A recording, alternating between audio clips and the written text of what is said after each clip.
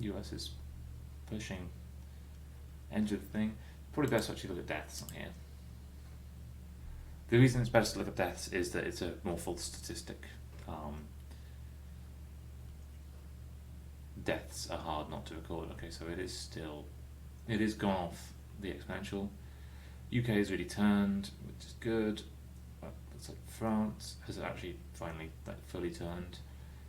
France will, at this rate, be worse in the end than Italy or Spain, but I have so many flaws with this. That's the one I want. Here we go. This is adjusted for population. And interestingly, when you adjust for population, the US is sort of fine. Same with deaths. It's not great. I wouldn't claim that the US response has been exemplary, but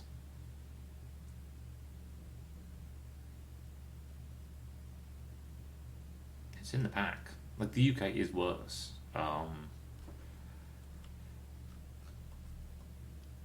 In a way that isn't.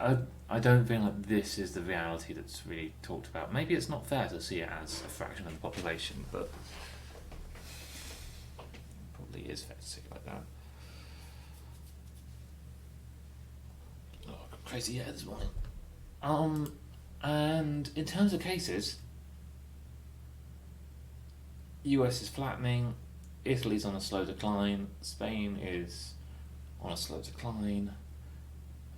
France, unfortunately, there's a lot of spread, especially in some countries, depending on like the rate at which they're bringing in data. So it's hard to see a trend here. Seems alright. UK is basically flat. It's like France, it's a kind of uneven flat. Belgium, if that, I'm not sure I would trust that turn off. Some places like here, you can see Iran obviously just had 2 days end up on 1 day, but it's declining well. China had a huge spike when a lot more cases were announced by a piece of research.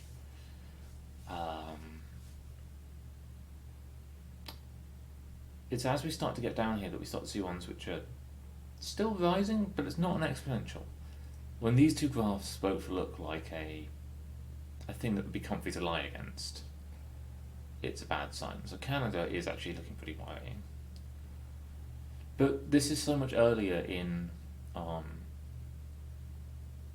same with Brazil, although it's had a couple of good days, so much earlier in the evolution of the disease throughout the population.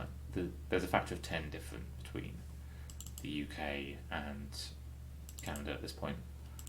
And that's, at this rate, that's 3 weeks.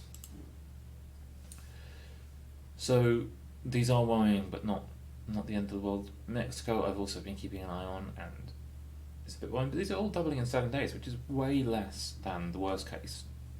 And it's worth always pointing out that this is about 2 weeks behind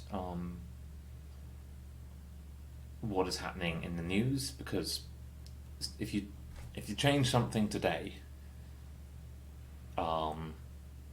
it will take a week to appear in case numbers and 2 weeks to appear in death, is a rough rule of thumb.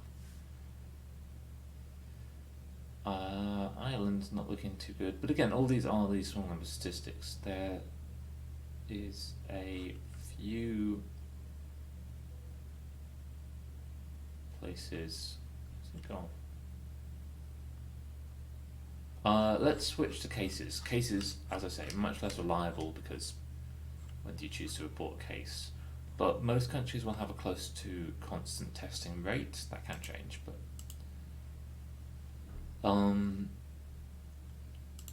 and then a few countries which haven't really been appearing on the death statistics start appearing, like Russia is looking in a bad state.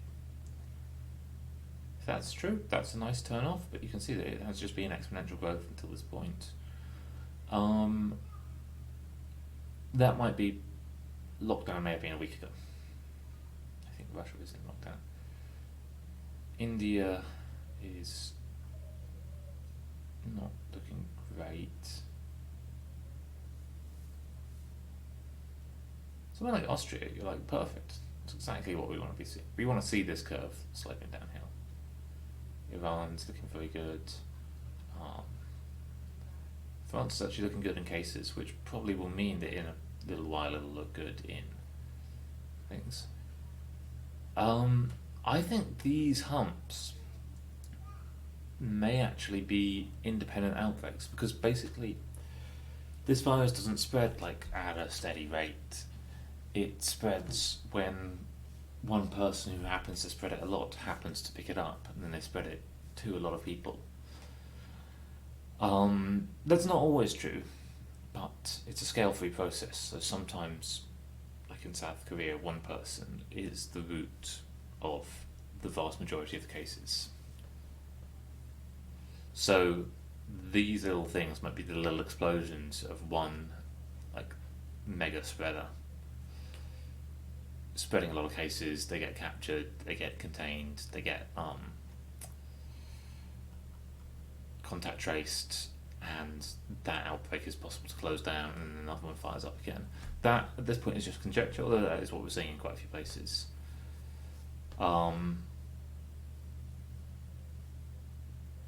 But that is very much conjecture.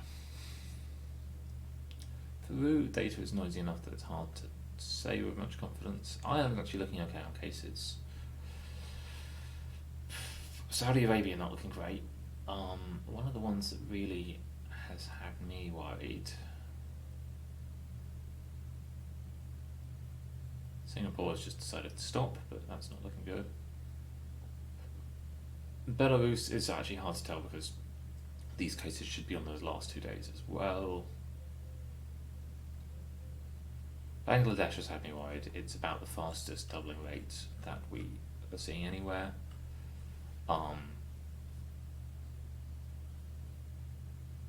It's looking like a pretty good exponential. We're getting down to the small numbers, so again we're weeks behind other countries here.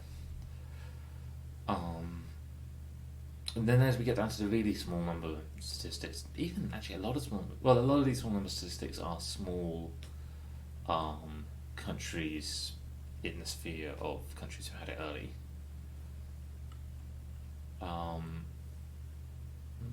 That's not good. Keep an eye out.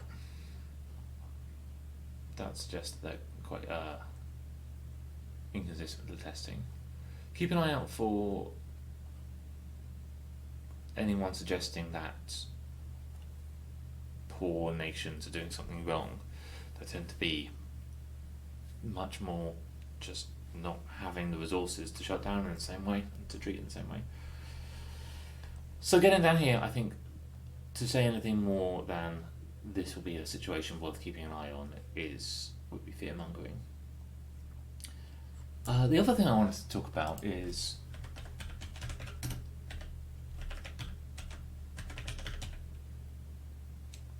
I can't spell.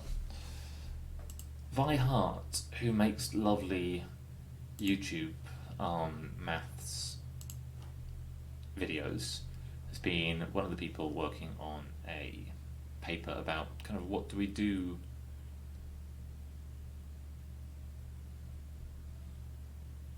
next. I think this is the Harvard logo. I think this is the Harvard Center for Ethics. Let's just check that.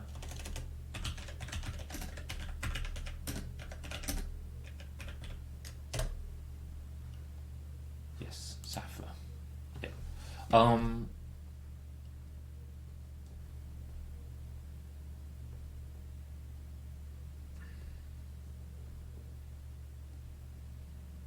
And Freiheit is a mathematician. I don't know the affiliations of everyone else. I'm just going to flip through and look at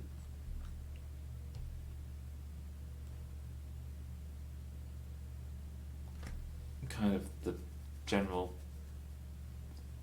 statistics and like any figures.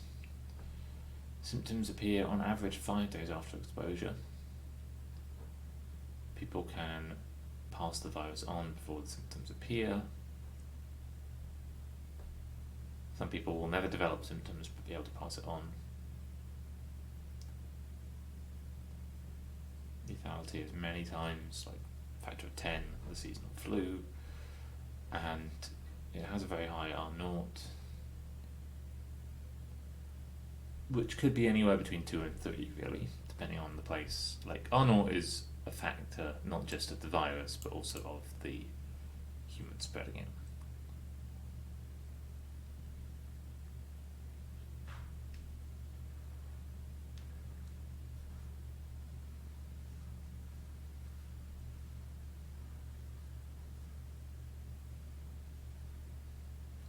And these guys are thinking about how to best keep safe our privacy, our personal data, which is going to be a really difficult thing, because one way that you can quite effectively stop a virus is know exactly who's been in contact with who.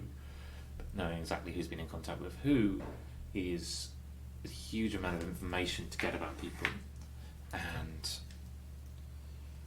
most people who might happen to chance upon this will not have to fear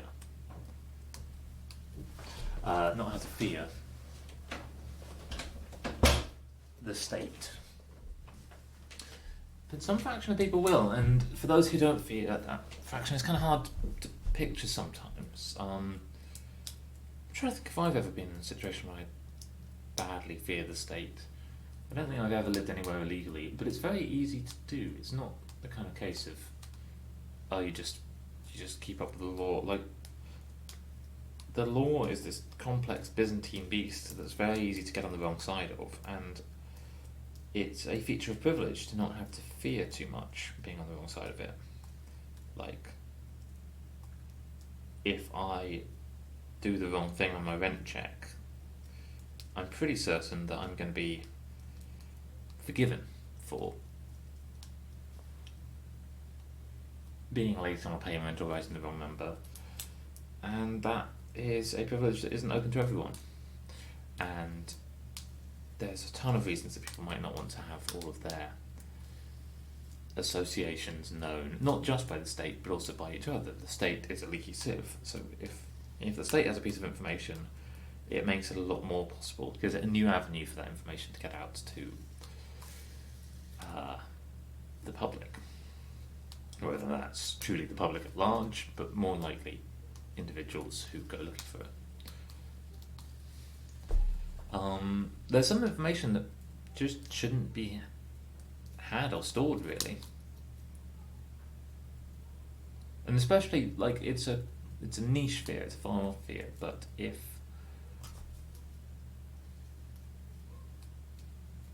the state ever becomes more authoritarian, its ownership of this data becomes a really difficult issue, because data doesn't go away.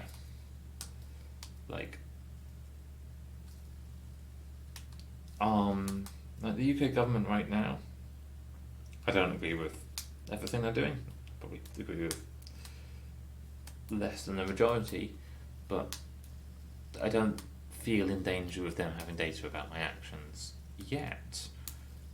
But I could see in 5 years me feeling that.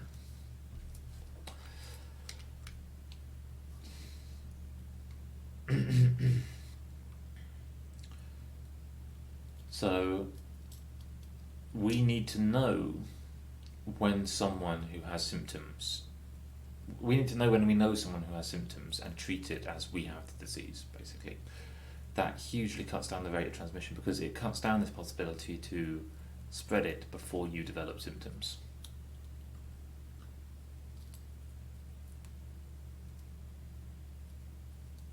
I've been wondering for a while, I think, like, full systemized contact tracing probably can actually deal with only 80% of people buying in. Like, I think we can design these systems such that if people choose to not be part of it, it won't hugely increase the spread, and it won't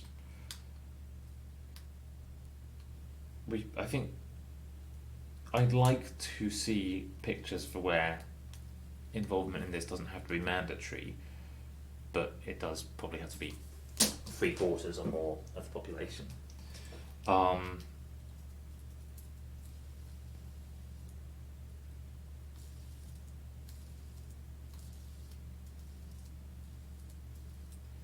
I've been wondering, like, when you go into a shop, they could take your name, and you could choose not to, but they could kind of strongly ask you to.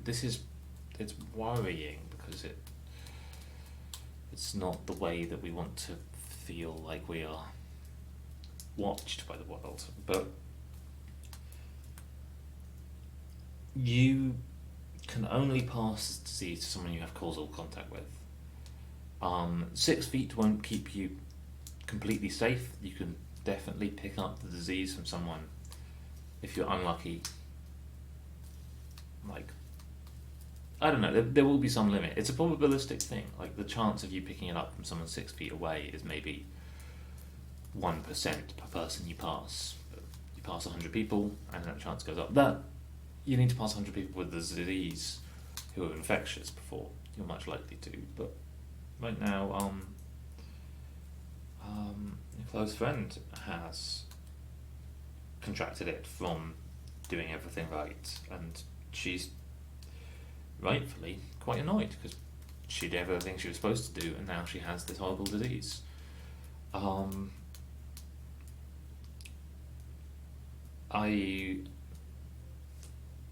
pretty hopeful that she will be okay. I think it's going to be a nasty week of in and out of coughing fits and sleep, and I will be surprised. I probably won't tell you if she does, but I'll be surprised if she has to go to hospital.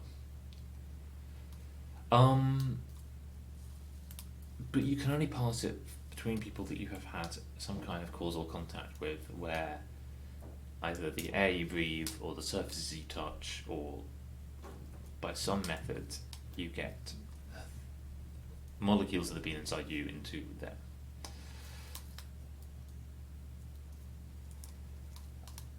Honestly, I think this isn't really true. I don't think we've done manual contact tracing yet. I think this is... Most governments, I think, are looking to what other governments are doing, and I don't think any Western governments are really doing contact tracing at the level needed to be effective, which is that you make sure you have contact details of anyone that you've been in contact with, that you kind of know when you were out of the house. You can keep these records yourself, and if only half of people keep these records, it still makes a difference. But digital solutions are scary. It is more accurate, but we're also going to get into the realm of big data, so that's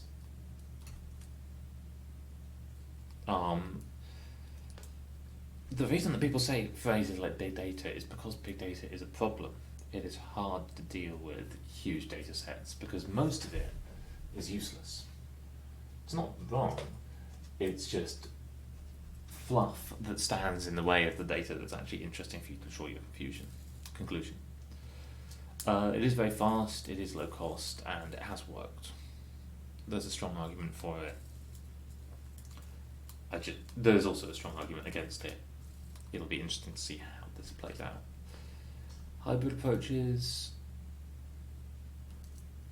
Data stored on just your phone is sensible. That's a thing that you can give over if you to pick up the disease, although then your data does become available.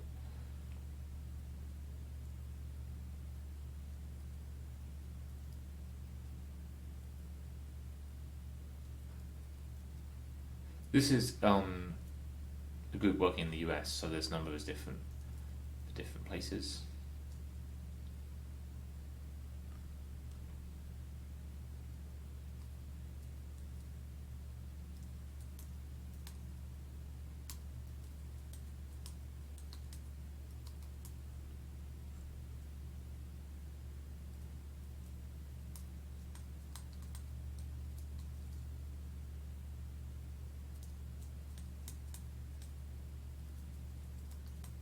So this is basically if you go in within Bluetooth range of someone, it stores a record of who that person is.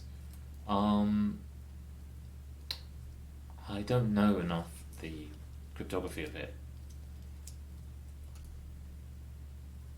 to talk about it in detail, but I can imagine it's possible to do it so that it is quite anonymized. And I'm not going to try and make sense of this on stream. I might come back and have a look later.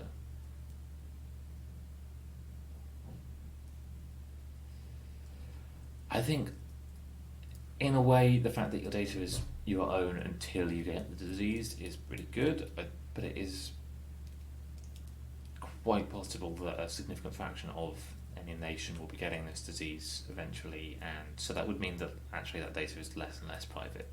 You probably only need to get this contact data from a few percent of the population to know of the majority of motions of a huge percent of the population. That motions will just be of anonymized hashes, but your internet advertising shows the effectiveness that can be done of linking an anonymized hash with a particular demographic, if not a particular person. Like, the ads that you're shown may not be ads for you, but they are ads for people that are pretty significantly like you.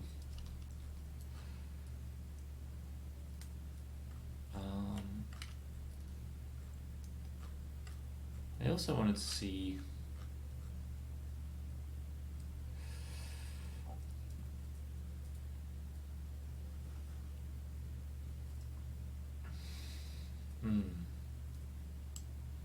this is a particular, like, this is a fear everywhere, but particularly in more libertarian parts of America, this is really possible, that people turn against a particular thing.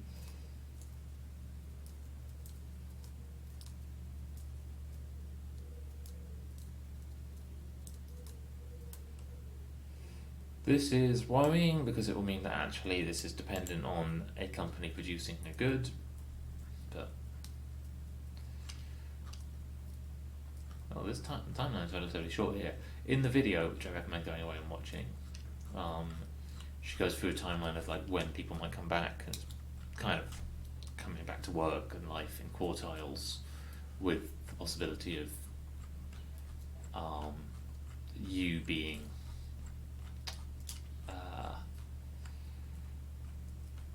re-quarantined at any time. Like, this will mean one way, like, we look at it like this and we're like, oh yeah, no, it's just one extra person. Actually, one contagious person probably has close contact with tens, maybe 100 people, so that will mean a lot of people getting isolated for nothing. Most quarantining will be of healthy people. Just take 2 weeks out of your life, and it will be difficult if those people know who they've got it from, because then they can hold them responsible.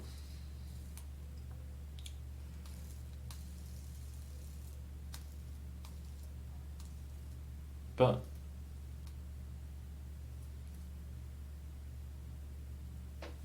it's a plan, and it's a well considered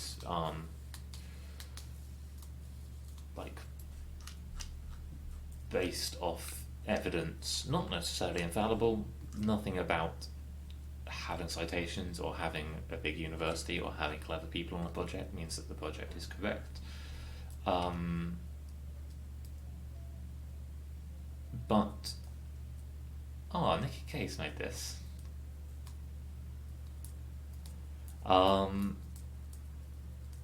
Nikki Case also makes excellent online visualizations. But I recommend going and having a read if you'd like to see a white paper. So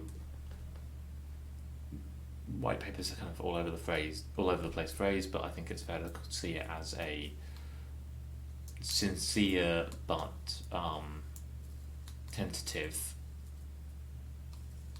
piece of literature. detailing kind of what happens next and what our next 12 months might look like. Because with this fraction of active cases, none of these graphs actually show active cases. That's hard to show because you have to estimate when you think people are better. But it takes about 16 days to go from infection to not able to infect again, so about half of the cases in the world right now are, at a very rough guess, are still infectious, which means that there's 1 million cases live in the world, and though most of these will be looked up, some won't. And if we look at the spread rates, like in the US right now, this is spreading tens of thousands a day. Getting that number down to 0 may be more than is possible.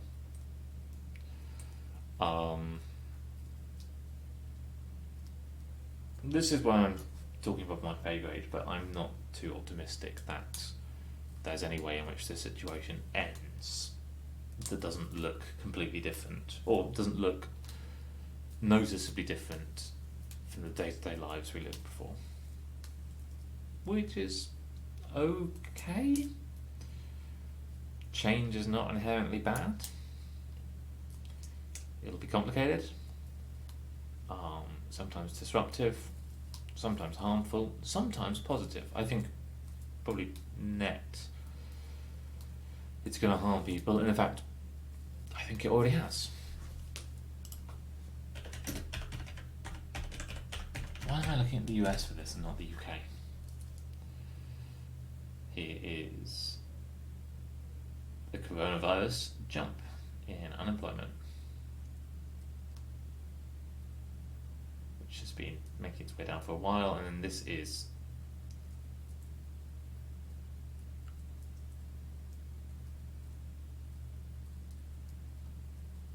America has 22 million unemployed. America has about 100 million people, so that suggests that this number is much higher than this. This is March.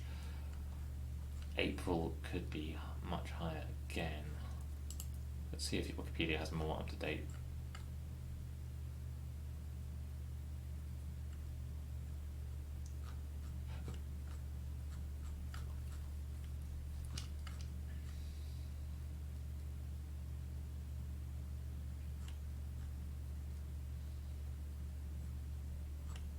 No.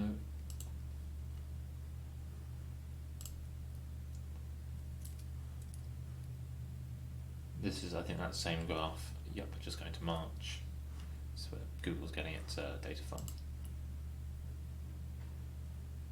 But I've been seeing numbers, I read this a while back, 6.65 million in a week. 6.65 million is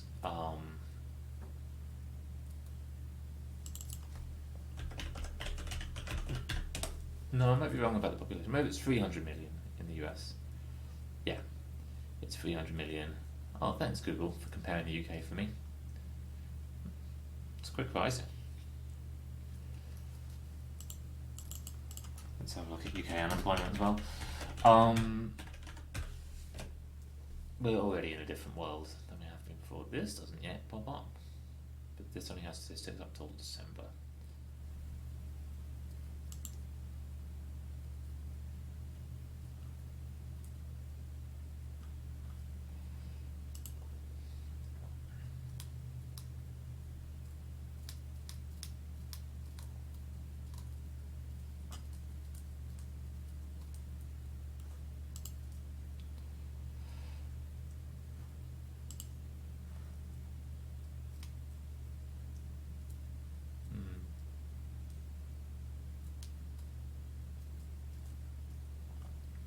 Alright, I'm gonna go make myself another coffee. I've got a meeting at 11, so I should start doing some preparing for it.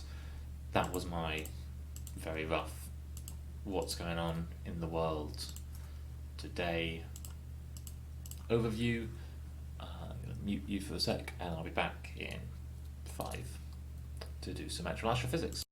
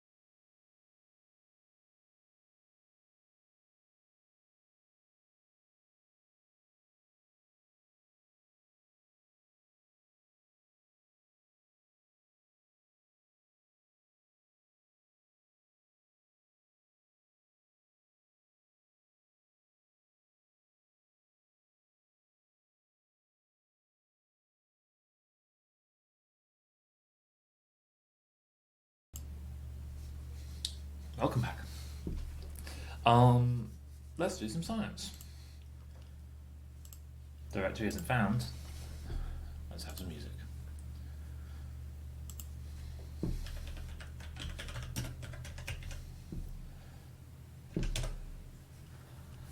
So, gotta remind myself what I was up to last time.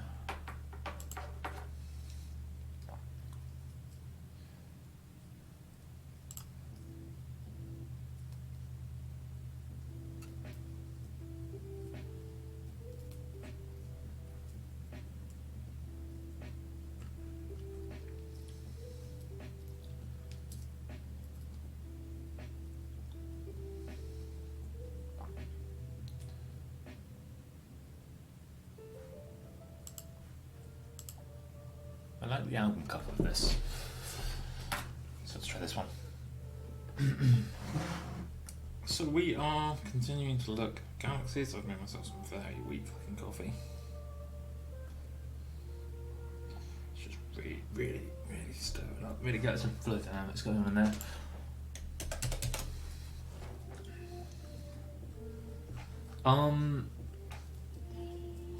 So last time we were stopped by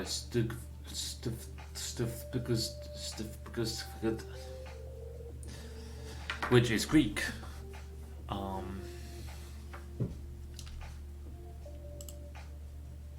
That's not even really a joke, is it? So the fitting seems to be working. I've got to kind of remind myself of what we're doing here.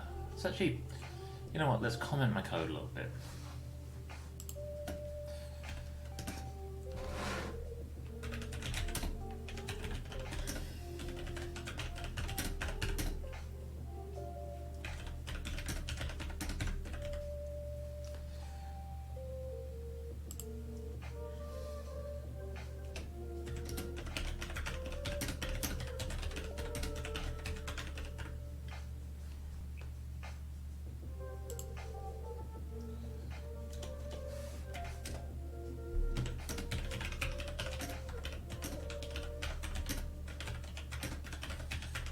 Given that this is in kiloparsecs, right? Given that I put the number down, I might be able to put this down.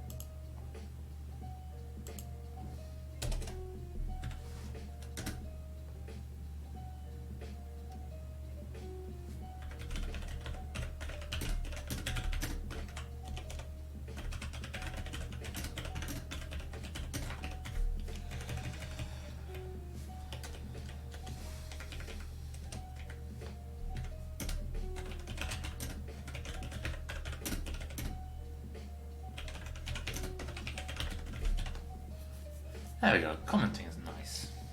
We should all do it. Never remind me that I said that. I don't wish to hear it.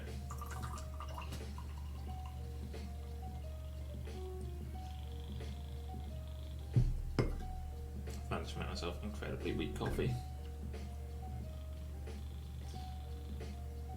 Reused grounds and let's just leave that for a bit. And too much milk. It's more like a flavoured milk drink.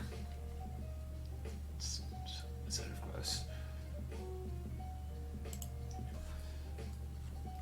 Um. Hey, Lewis.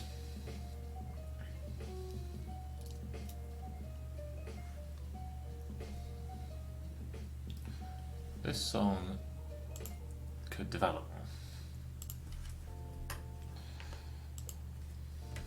So the X fit seems to be working fine, so let's keep on keeping on. I'll do the same thing for.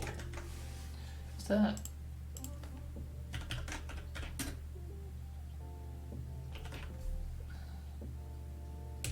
The bottom of the stream keeps messing up. What does that mean? It's true actually that this is supposed to be. It's supposed to appear a little bit different. That's better.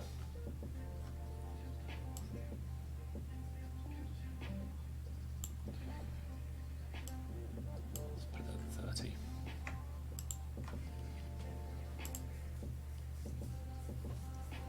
I changed something about the settings this morning because it refused to launch the stream. Let's have a look quickly.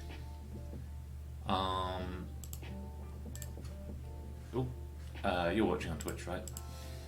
Let's have a look on Twitch. Twitch and Twitter need to not have the same first 4 letters. Your page streamers to play that.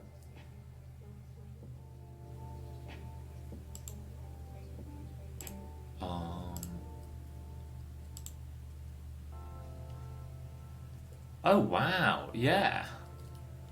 It's a look.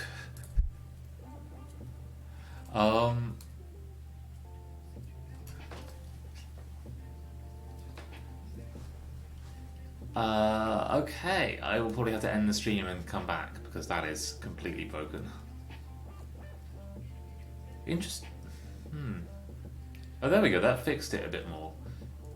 It's something about the encoding is going wrong.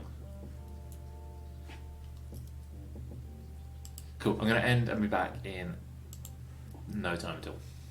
Hopefully. I'm back. It didn't break this time. Let's see if that is any better. No. Oh, I never want to type 5 letters of a thing. One of these networks needs to change their names. I don't want it.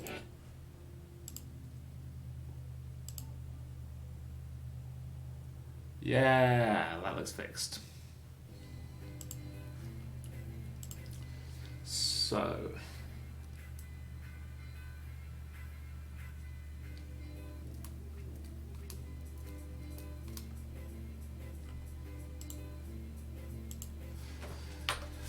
Nope, looks like I just have to do this by hand. It's not the most arduous thing.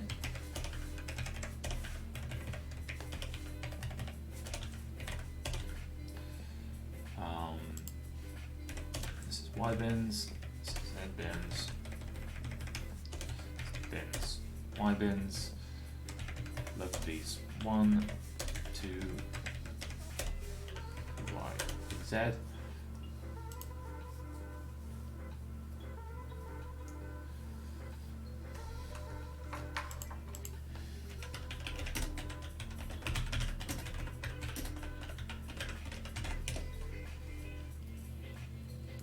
Suchideas.com.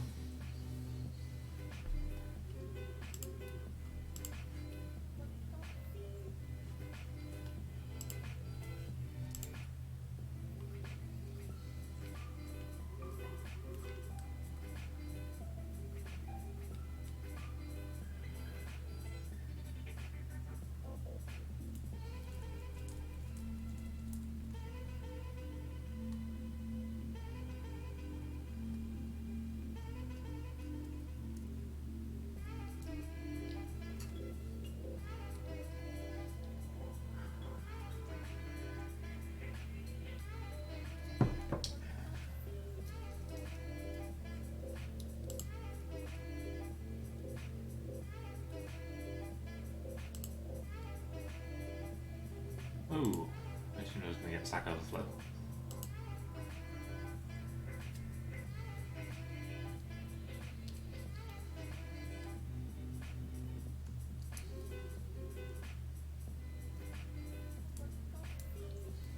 do think that root n errors are pretty reliable.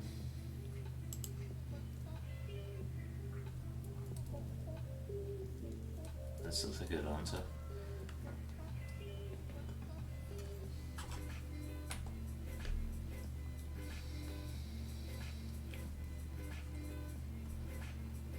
Suppose the ith has been. I think it's 200. I found a new trick with this. I found a few new tricks with this. First is that I can do this and then have a much smaller area. Meaning I can do much more accurate writing. N equals 200. We're splitting it into some bins. Oh yeah, they've got this nice one here. Peak is at about.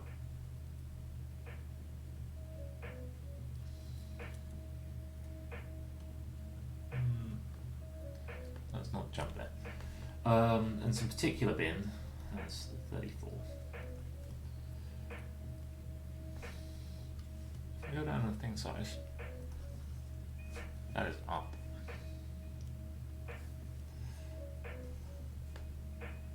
Yeah, I could probably actually do with running this big, couldn't I?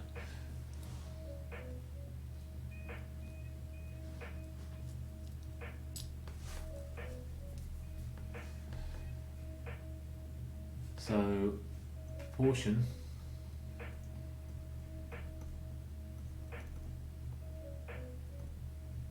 pi fi over n is 0.17.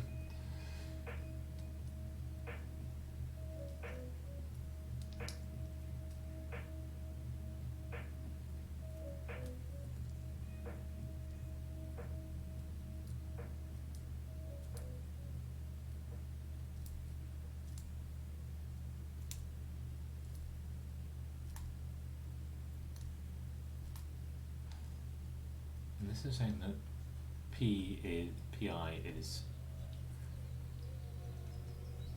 pi plus minus, I'm going to call that 2, pi 1 minus pi over n.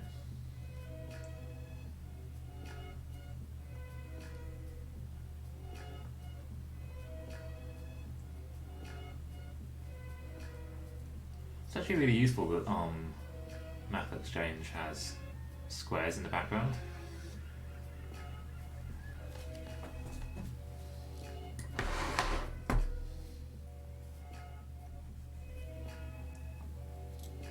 Cool, so that would mean that the error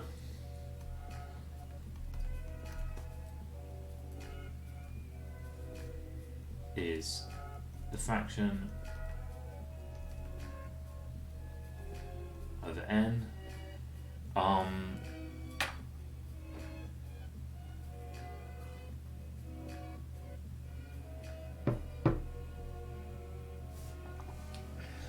a 5% chance of being incorrect.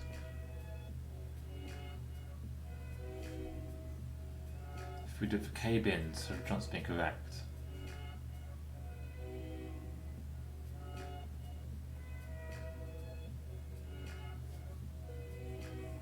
Interesting.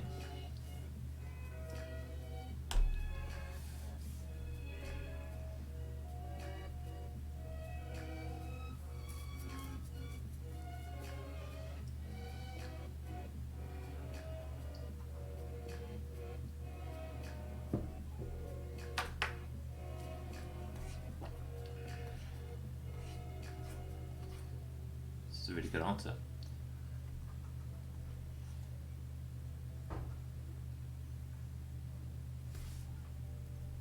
Can see some others that have had a good amount of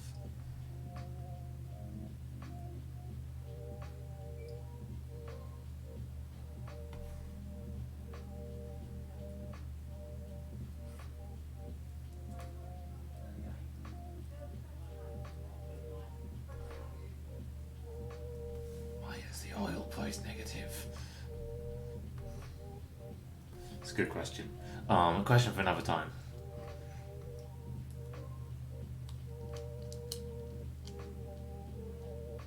What's UL? Unix and Linux.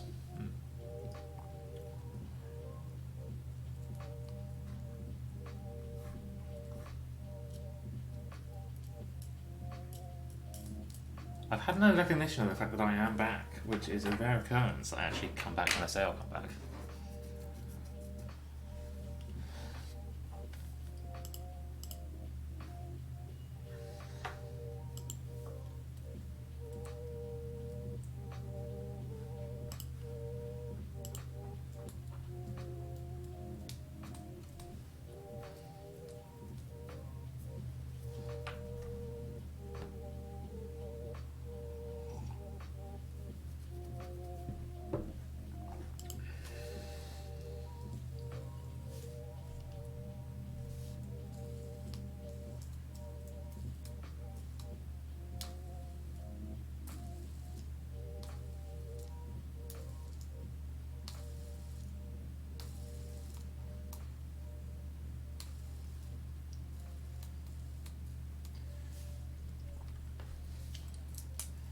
So, this basically is translate the data to a CDF.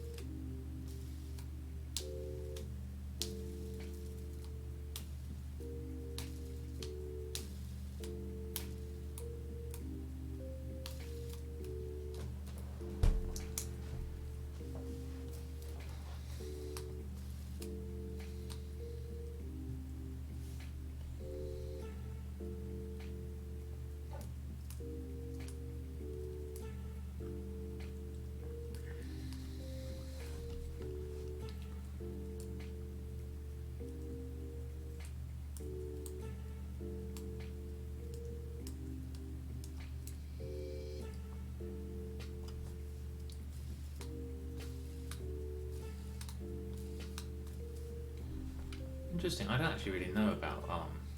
Yeah, I know it is shocking. God,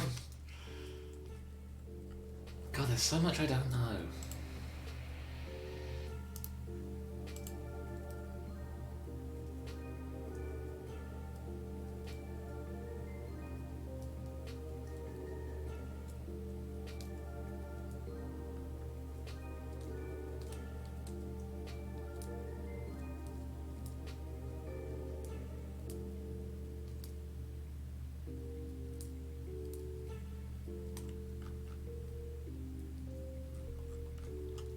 I should probably. I have joined our statistics, so that's good.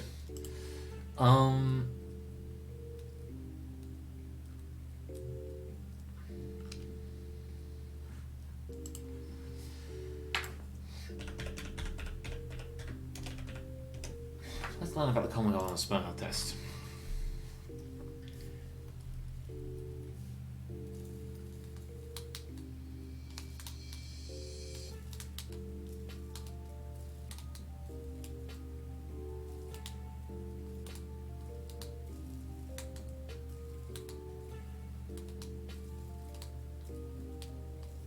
Can we do a common goal on fit?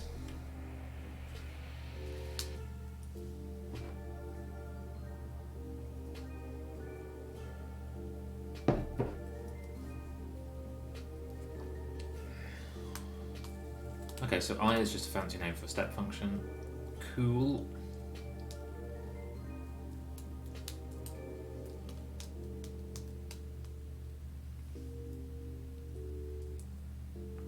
We could have just written that with a step function, couldn't we, guys? Like, and I wish I had a white so that I could get rid of stuff that was get rid of stuff and then write over it.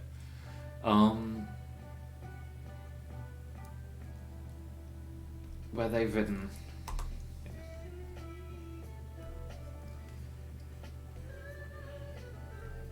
I minus infinity to x of xi could just swap that for heaviside step function. I forget how we write these. I think we write this as this. xi. And that is function, which is h x xi. Well, just go 0 to 1 at xi.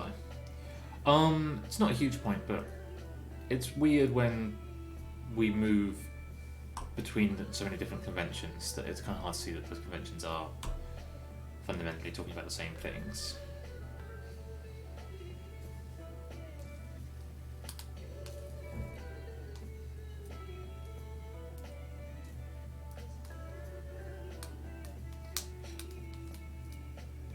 Supermum.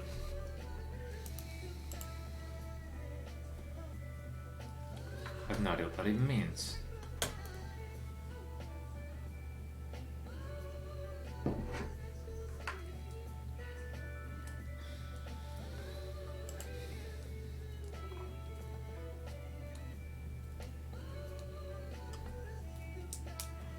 The infimum is the greatest element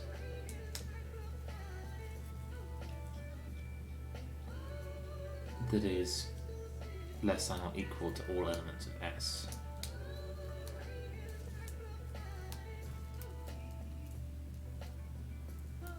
So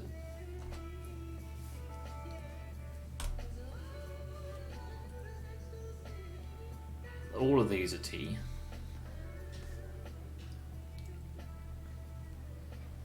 All of these are in set T. Guess I write it like that. I always forget how to write set theory notation. Never learnt it. But these ones are within S. And it's the largest and smallest within our subset.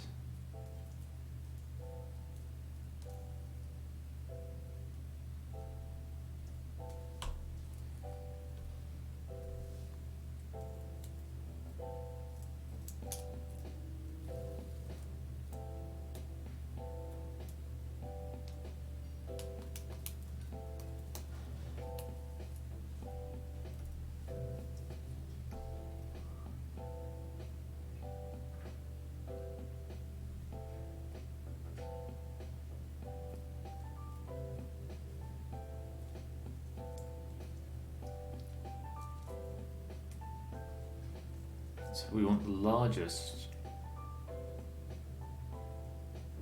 Oh, okay, interesting.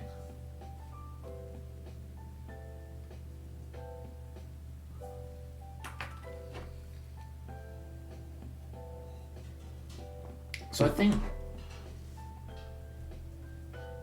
I'm gonna go back to a bigger size. I like it. I think I would just have written this as this is quite an array-based way of thinking about it, but it's the max of the absolute value of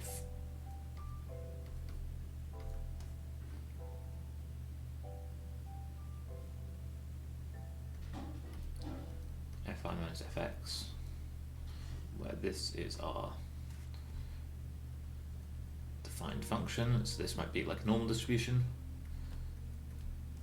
and this is our CDF from data. So we're looking, so if our yes, undo, it will not undo.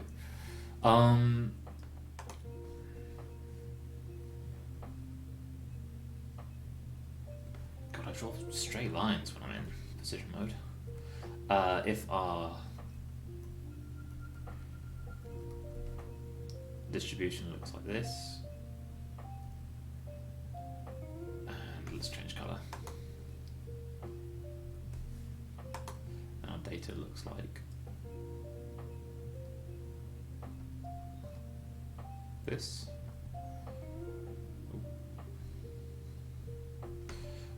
They both should stop at 1. Then let's zoom in.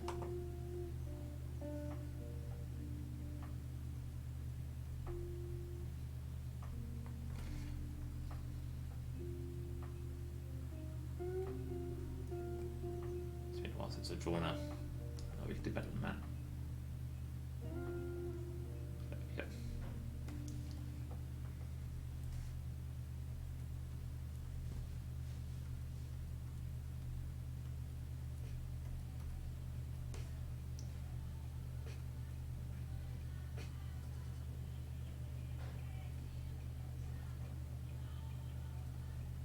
So that's one. We don't quite reach in this range. We've got the curve coming up like a bit side than that. Something like that.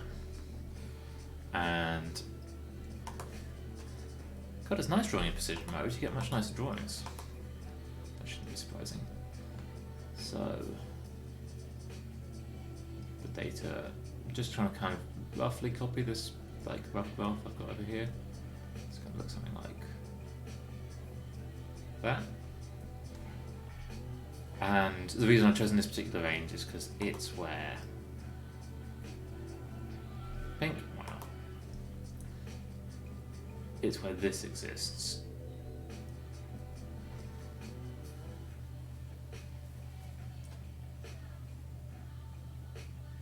Actually, I guess the thing that I've been missing about this is that f of I is actually continuous because it is defined all the way between these things. And then this is D.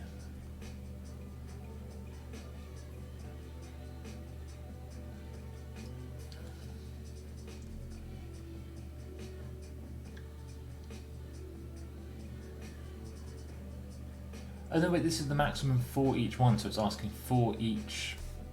Cool. No, I've had it wrong. My drawing is incorrect. It's asking for each step. So again, if our steps are this, and our curve, let's just have something like this. It's asking where is it maximum for each step. So for this one, it would be here.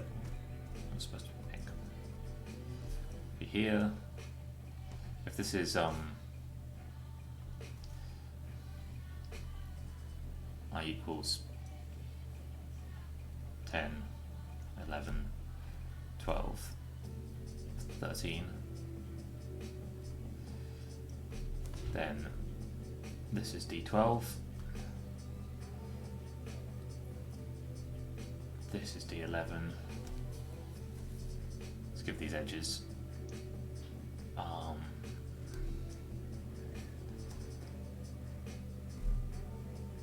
in fact, no, let's give this an edge here. That edge. Because then we show that this is also D10. That this is D10.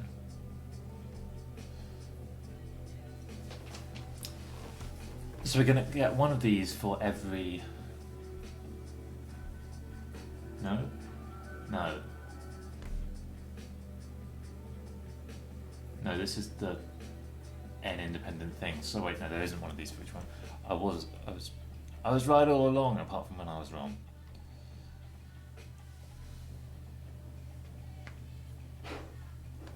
Right. Let's have the last of my disappointing coffee.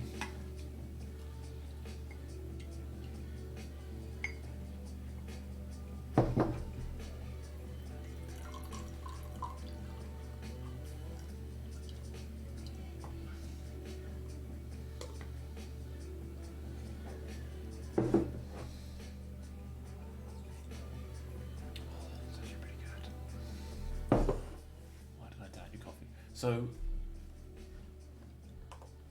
Fn is the distribution for all n. We could almost ignore the n. So this is asking where is the largest, what is the largest distance anywhere on the graph. So it is what I drew the first time. I'm not going to redraw it.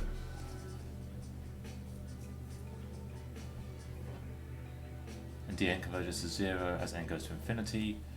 In fact, there is a rate of this convergence.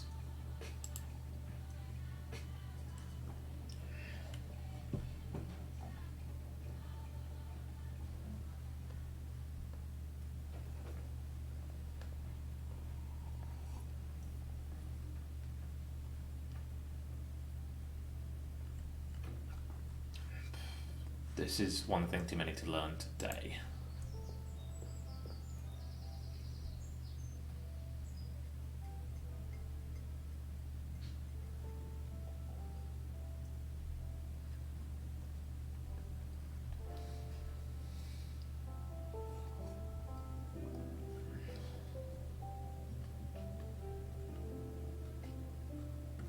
Let's see a picture.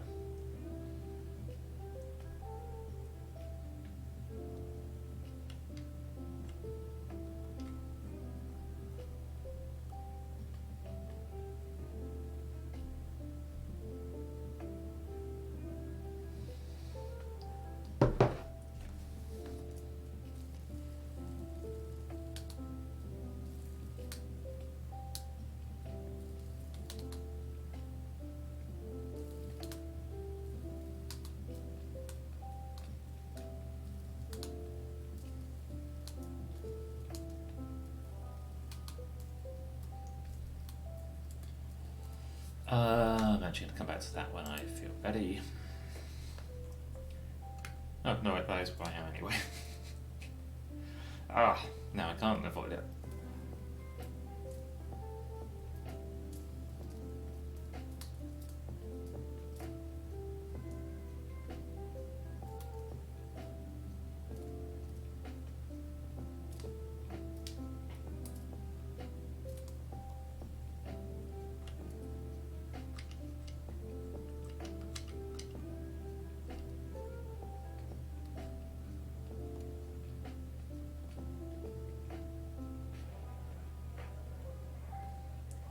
So Python has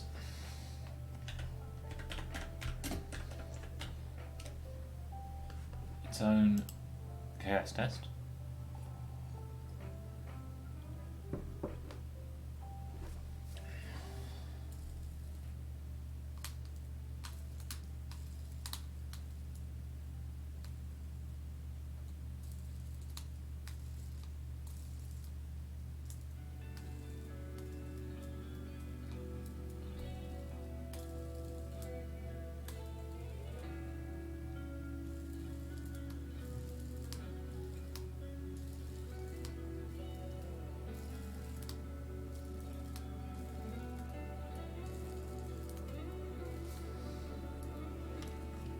Why would you not show any images?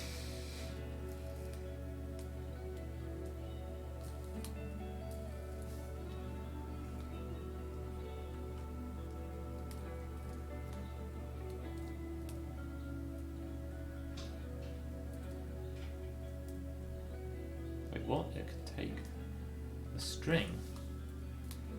Ah, interesting.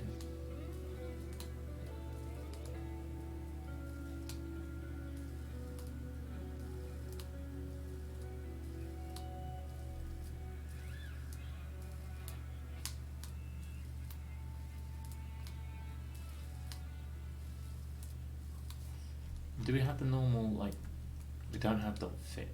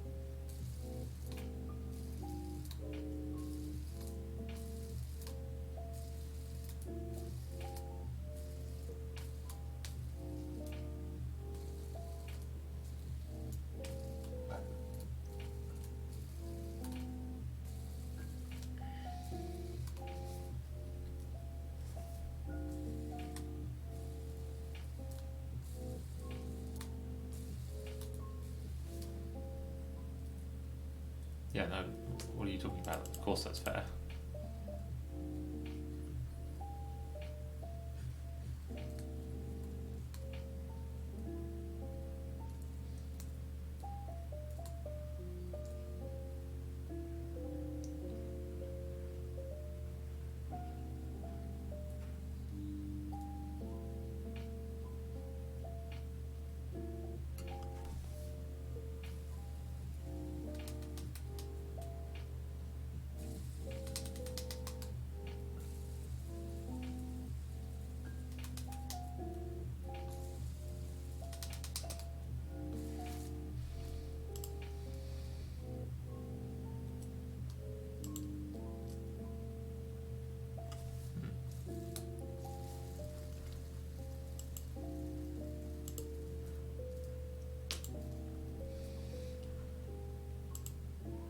Wait, is this side?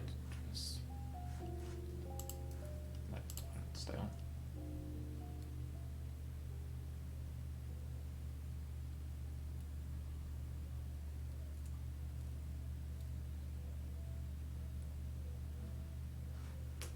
No, let's turn it off.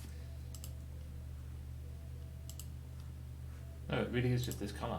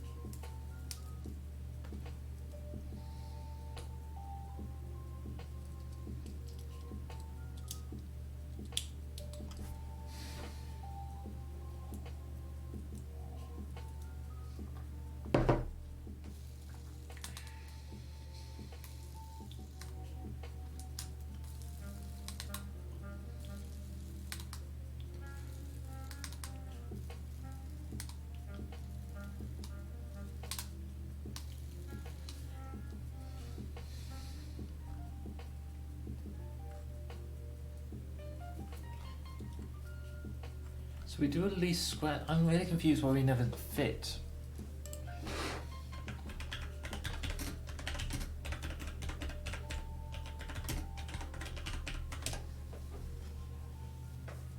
It's a goodness of fit test, but can we use it to...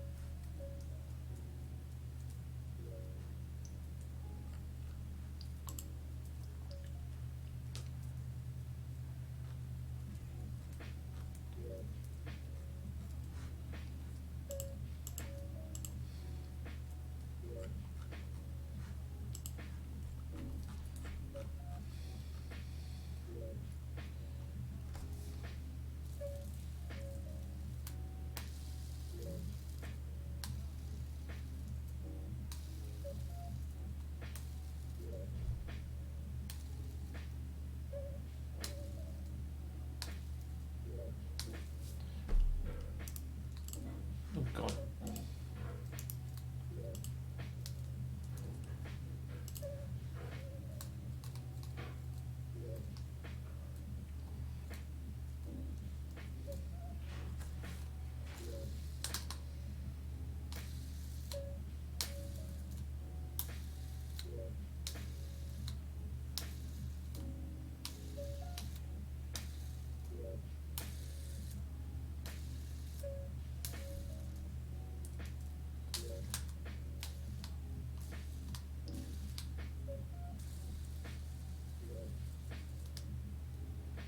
so many named things.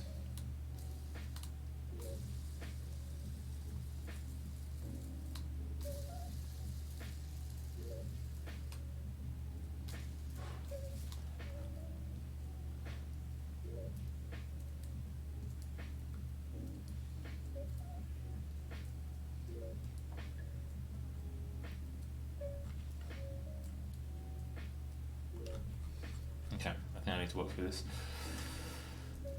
Uniform convergence and more general empirical measures becomes an important property to... We're in the world of hugely complicated language because people are using it for much more specific tasks. This is a huge problem in science generally, that it's no one's job to make something more understandable.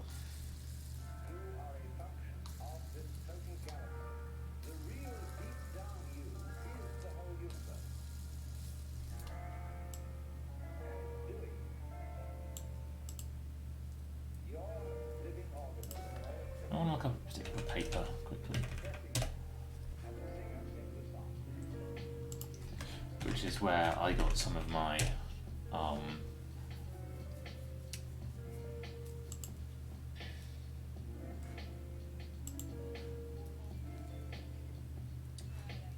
ideas about doing Kolmogorov Smirnov tests from. Might be completely standard.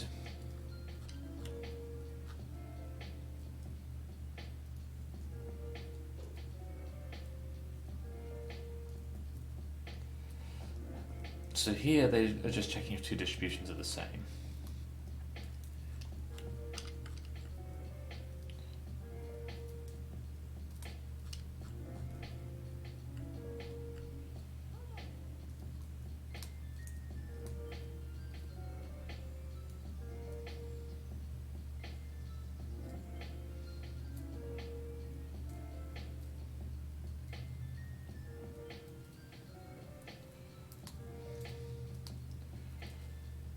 I think it would be great if people got in the habit of plotting the difference of KDFs.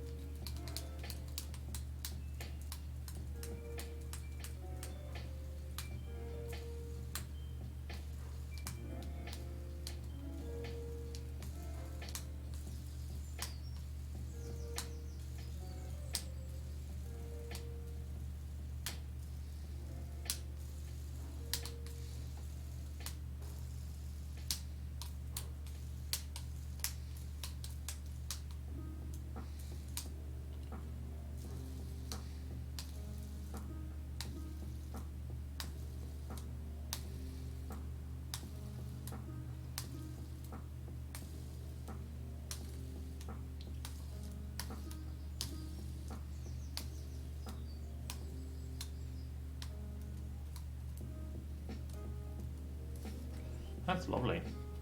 That it really converges up there.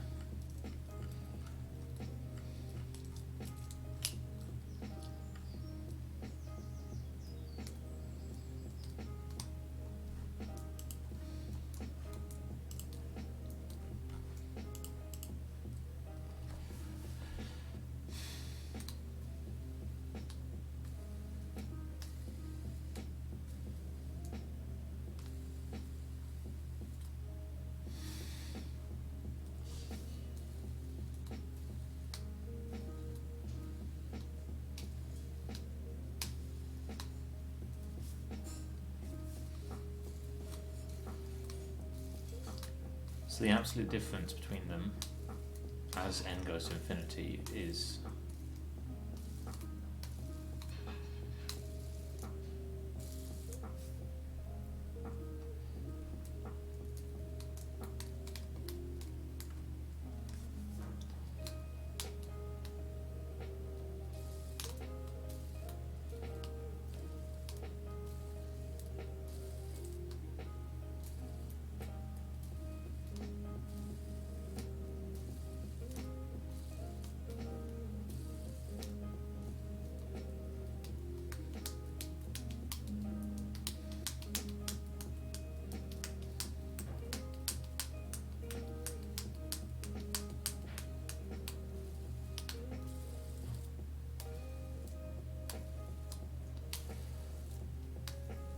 So for simplicity, set the first and last to be minus infinity infinity.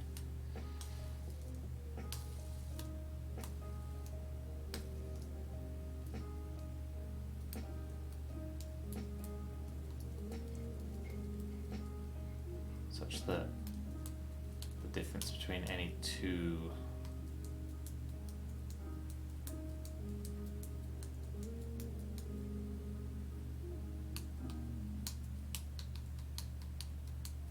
is 1 over m if j up to or equal to m.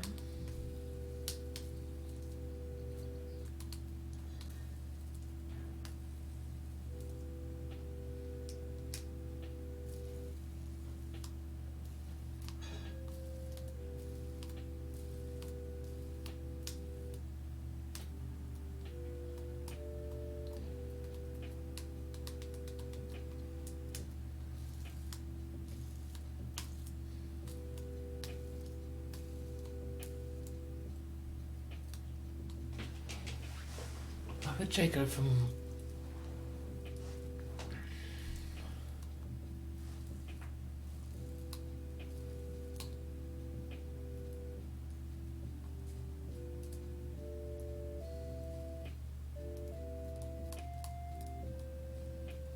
This seems like such a strong condition. I'm kind of blown away that this works.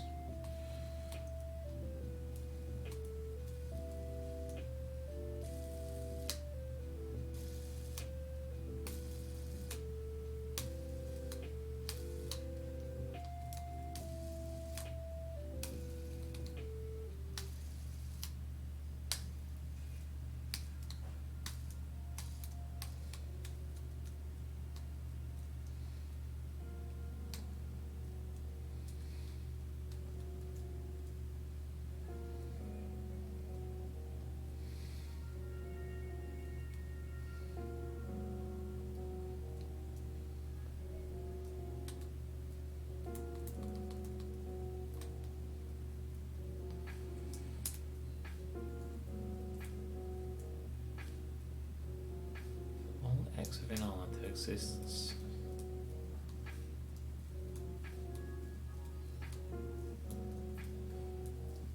Okay.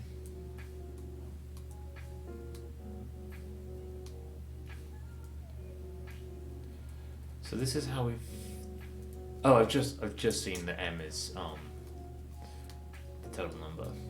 So we're setting them equally spaced. Cool. I'm back in. So for like a let's say m is 4. Oops.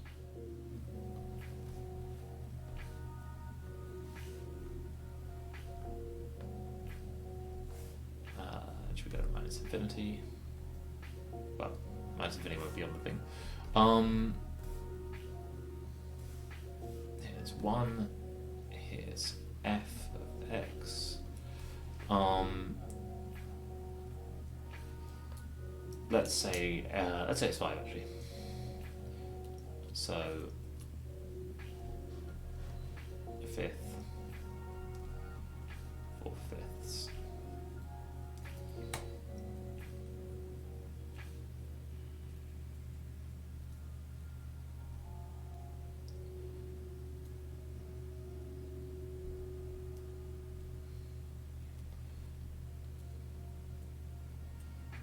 Next one.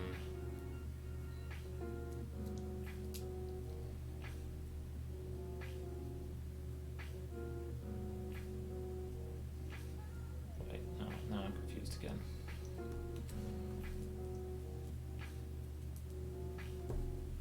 Oh yeah, no, x1 is a 1/5.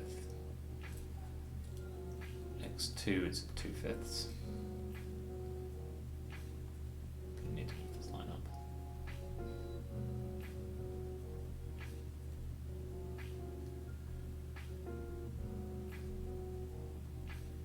Fifth, 2/5, 3/5, 4/5.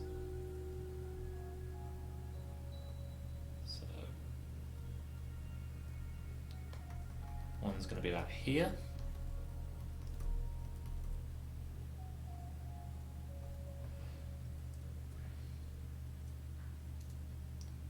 it's at 3/5. Let's say x3 is on the axis. We actually, this is that thing which x4 is at 4/5 and x5 is at infinity. So the curve would look something like, if I were drawn here, this. So we're setting the x's such that this is true.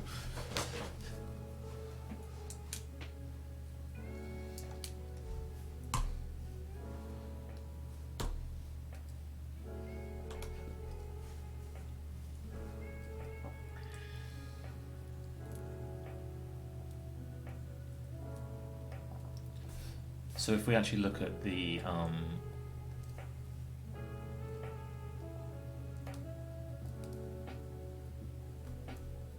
KS of this, it's going to look like, let's just check, Fn is the sum below or equal to x.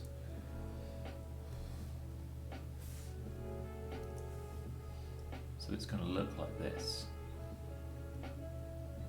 Up to 2/5, up to 3/5, up to 4/5. And because this is at infinity, we'll actually never get to it.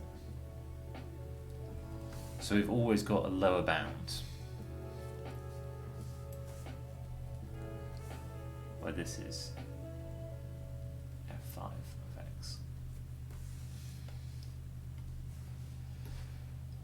Let's just check that for certain. f0 is the sum of... No, have I got it the wrong way around? I think I have.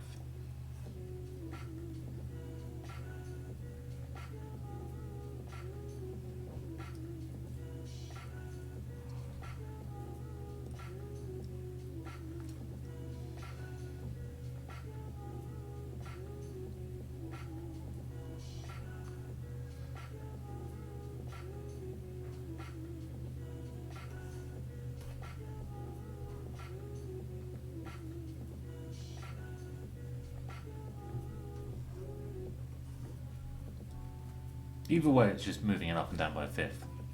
So I might have it wrong, but let's see if that matters for what we're talking about.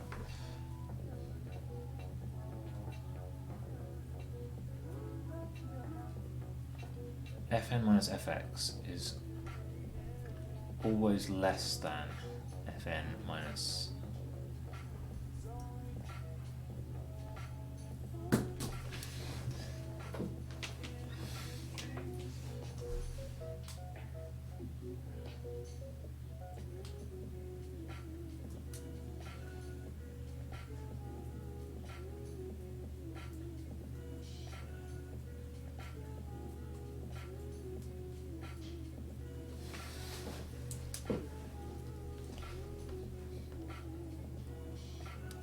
maybe I've misunderstood this.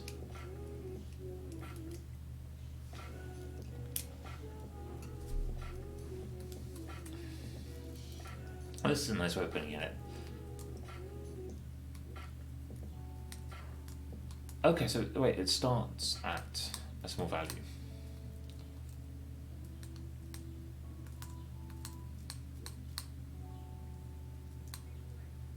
So I am wrong about the blue line.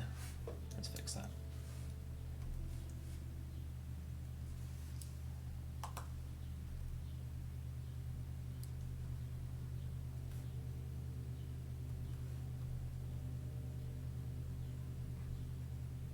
Oh no, so I got rid of that by mistake, but it's fine. So it comes in at minus infinity, up to 2/5, up to 3/5. Up to 4/5 and up to 1.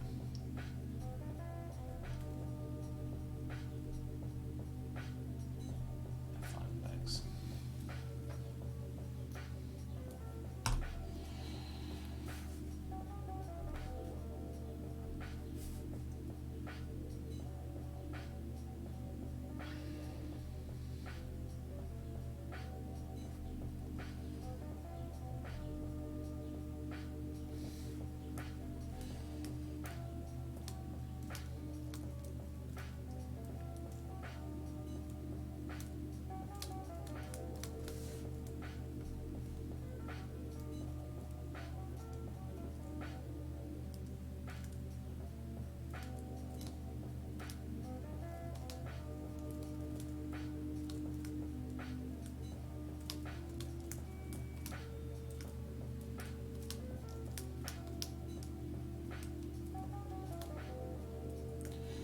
think there should be the soup. I'm a little confused about the notation here, but it doesn't. Well, actually, it does matter, and it's almost always the place to catch where you're misunderstanding something if you can't make sense of the notation. But I'm finding myself at this problem without knowing like this bit of stats literature, so it's not too surprising that I'm confused with the notation.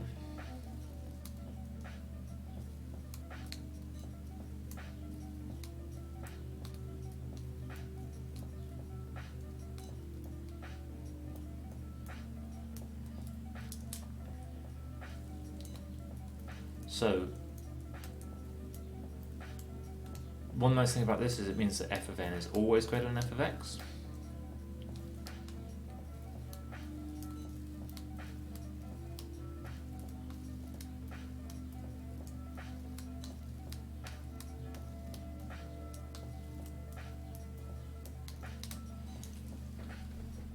Because, like here,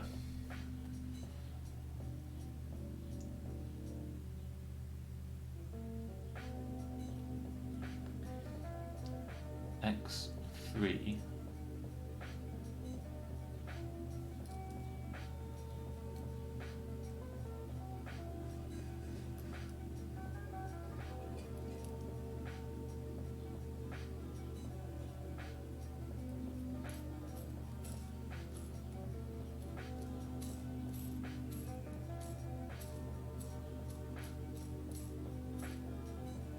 x0 is always less than x.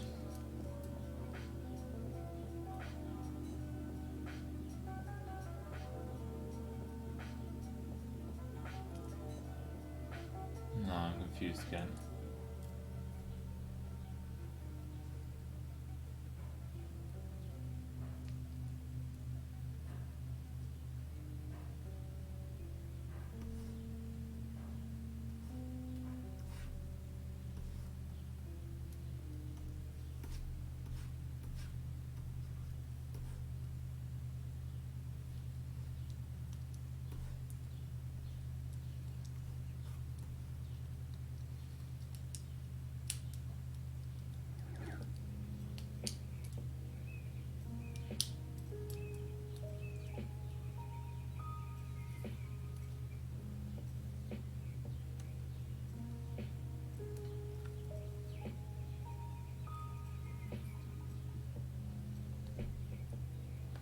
Indicator function is equal to 1 if xi is less than x.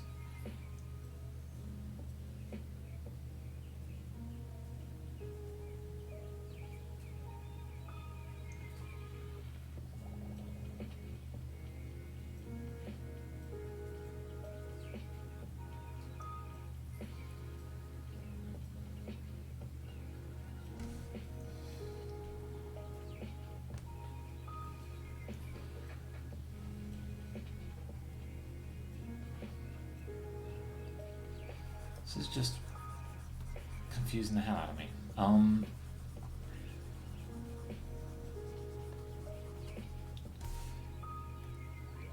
How did it ever manage to be 0 then? If... Let's write it in the way I like to think about it. 1 over n sum n equals 1 p for side function of x xi. So if x naught is minus infinity, xn is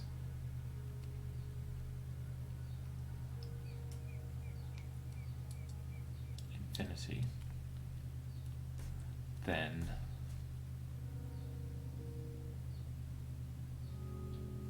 fn of x less than x naught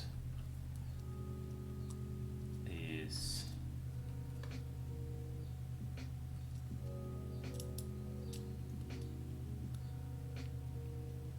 zero because x naught isn't included on here. Fn of greater than xn. Let's not even suggest yet that xn is at the end. Just that there is some x naught. Is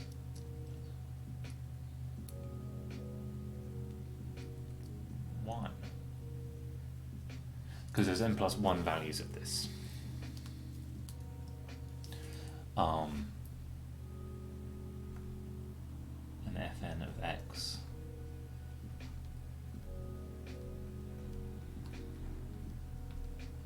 greater than x naught less than x1 is 1 over n. So another way of putting this is that fn of xj less than x naught less than x j plus 1 is j over n with x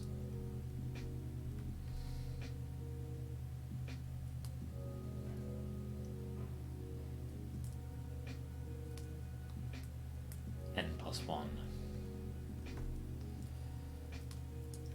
is infinity.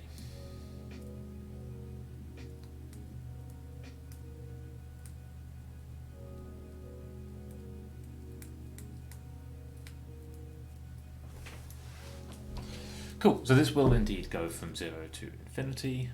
I've got to go to this meeting in a sec, and I have not done the tasks that I thought I was going to do today. But I do feel like this is worth learning, I hope. That's always the question, like, can I justify learning a thing like this other than moving some numbers about?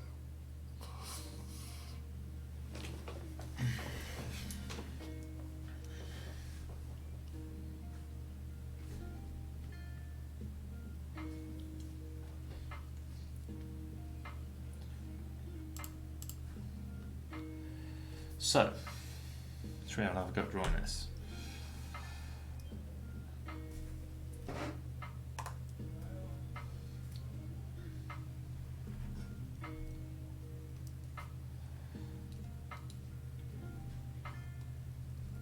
Fx x x1 x2 x3 x0 is minus infinity, x4 is infinity. Quarter, a half, 3/4, and 1. And I've just chosen to center this one at 0.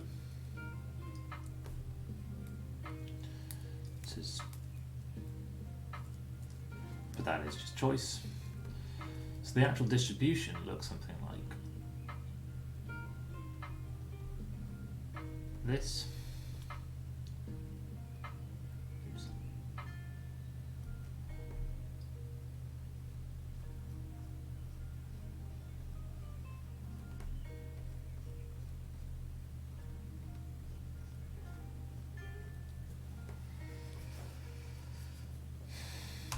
And the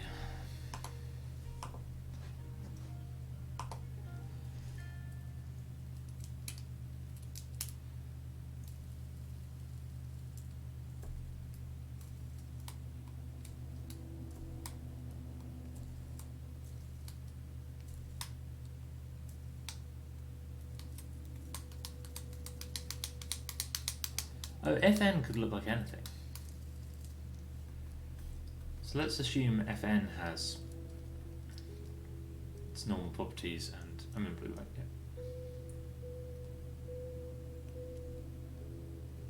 Nothing says that Fn actually has to look like this.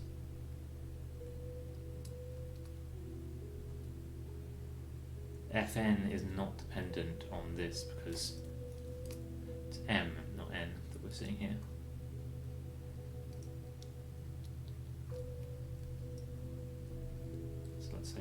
this.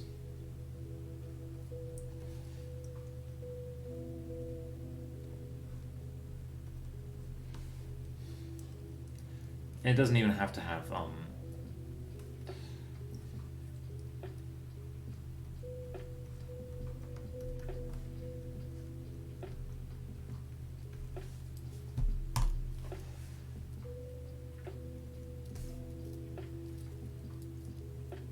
maybe it's even a mistake to put it there, but let's say that m equals n. So fn of x minus f of x is less than fn of xj minus f of xj minus 1. So this distance here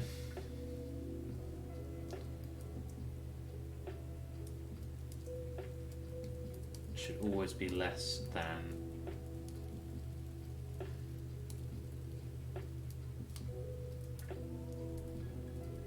this distance.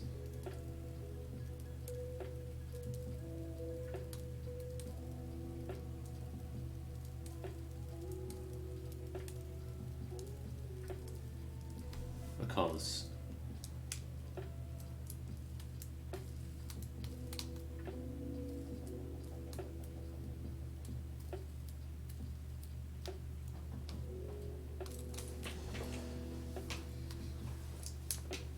therefore, almost surely, that is the kind of statement that possibly needs a citation. I should go to this meeting. I feel like I haven't got very much done in this morning, but I guess I've done a lot of thinking. Maybe I'll be back later. Who knows? I already came back once, so I've done my duty for the day. See you around. I hope you have a nice day.